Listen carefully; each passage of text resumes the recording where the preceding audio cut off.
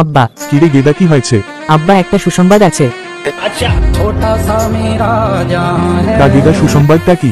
তুমি কি TV, fridge, আলমারি সবকিছু ফ্রিতে পাবার চাও? কি কোর্স গেদা, আমি ফ্রিতে পাবার চাই। আব্বা, তাহলে আমাকে বিয়ে করিয়ে দাও, সবকিছু ফ্রিতে পাওয়া যাবা। হারাম জাদা। আম্মা, আপনার পোলাই খালি কথায় কথায় আমার কয় তুমি থাকলে থাকো, না এলে বাড়ি থেকে যাওগা। আমার পোলাই তো ঠিকই কইছে, তোমার না পোষাইলে তুমি যাওগা। আপনি কি মনে করছেন, যখন আমি নায়িকা পরিমণির মতো আসছিলাম তখন আপনাকে বাড়ির বউ হয়ে আসছি, এখন খাইটা টাইটা আমি একবার সকিনা হয়ে গেছি।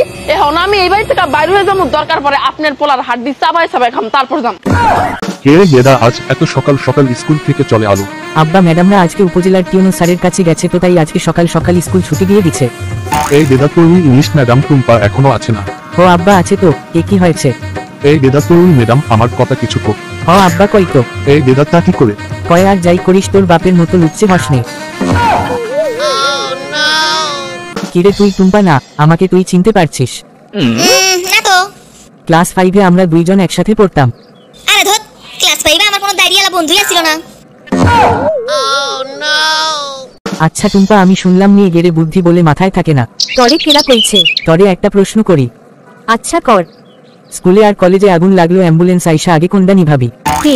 স্কুলেরটা আগে নিভাবি। আসলেই মেয়ে গেড়ে বুদ্ধি মাথায় থাকে না, হাঁটুতে থাকে। অ্যাম্বুলেন্স কি কোনো দিন আগুন নিভাবার পারে?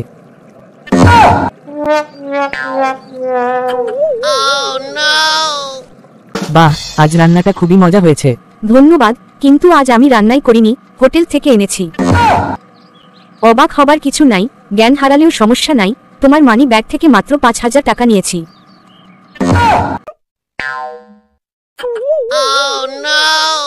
বিবাহিত আপুরা এবং বোনেরা,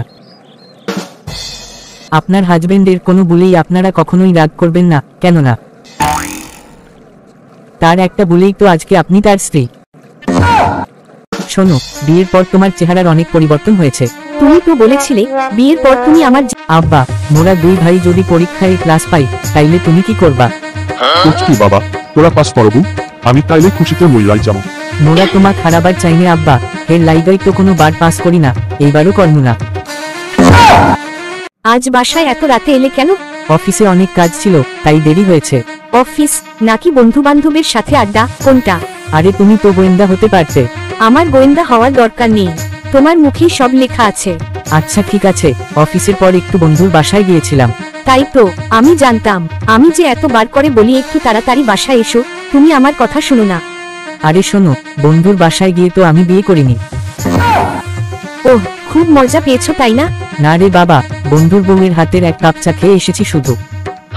বন্ধুর বউয়ের হাতের চা? তুমি তোমার বন্ধুর বউয়ের হাতের বানানো চা খেয়ে এসেছো? তোমার মতো এত লবণও পড়েনি বন্ধুর বউয়ের বানানো চায়ের মধ্যে। চাটা না জাস্ট অসাধারণ ছিল। ঠিক আছে, আজ থেকে আমি চা বানাবো না, আজ থেকে প্রতিদিন বন্ধুর বউয়ের হাতের বানানো চা খেয়ে এসো। বাহ, তাহলে আমি প্রতিদিন বন্ধুর বাসায় গিয়ে ফ্রি চা খাবো।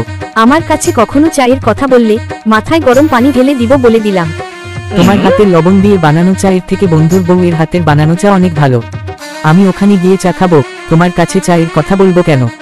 শয়তান একটা। রাগ করলে কিন্তু তোমায় দেখতে আরো সুন্দর লাগে। এখন কিন্তু কেঁদে ফেলবো। পাগলি একটা, আমি তো মজা করলাম তোমার সাথে।